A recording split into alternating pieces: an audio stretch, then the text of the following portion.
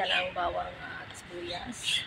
Tapos nilagyan ng sweet sauce, at saka dark soy sauce, at light soy sauce, at oyster sauce.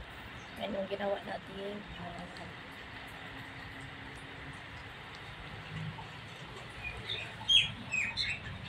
Chinese Chutiao noodles.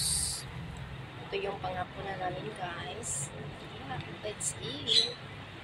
Thank you for watching.